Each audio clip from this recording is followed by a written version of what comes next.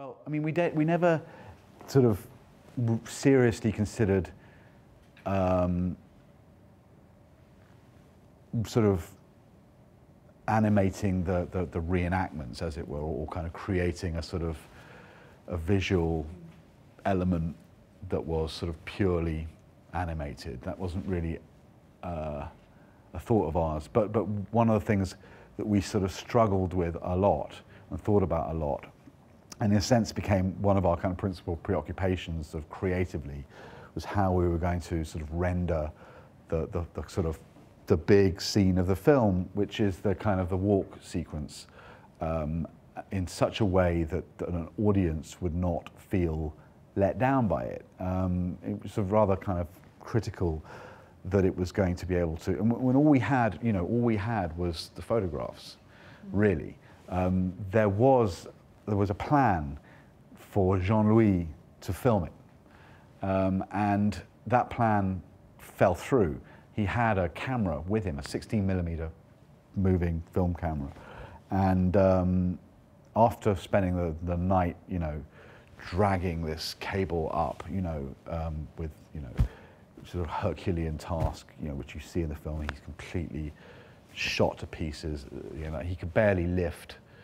He couldn't really kind of manage this kind of heavy camera, and was nervous about it. There was, everything started moving very quickly.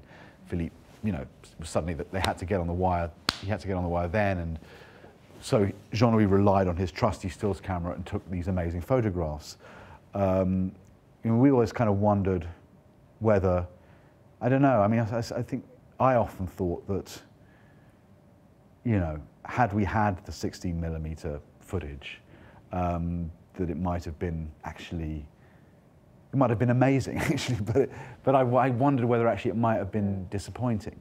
It might have just, and also you have to sort of imagine that had it existed, everyone would have seen it. It would just have been out there, unless it was unprocessed for some reason in Philippe's cellar. But I can't imagine he wouldn't have got that processed anyway. So we had these photographs. So we had a number of meetings with a number of visual effects companies to sort of talk about a way to perhaps take Philippe out of the Australian archive, his kind of figure, and sort of pop him into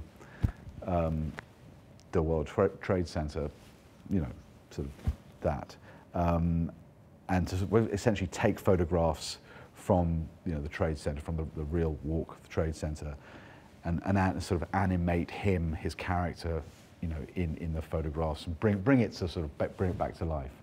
And we had a number of quite promising conversations, and in the end we sort of lost confidence in that, and I mean James really kind of lost confidence in it, and I think and I completely understand why. I mean, it sort of feels in a way with the doc, you're kind of building it is, you've got all these real elements, you've got the archive and the interviews and everything, and there is an authenticity about all of that that makes doing other stuff like reenactment, animation, all the things you're talking about, quite risky, I mean, and I think the decision to kind of to do the reenactments in that way, and to kind of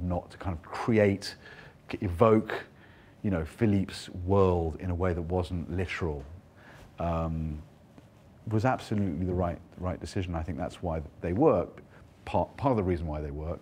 I think the other reason why they work is that they're not just wallpaper. They are they all kind of have, each dramatic scene has its own kind of internal sort of dramatic objective. It is that they are there for a reason, to kind of move the narrative forward. So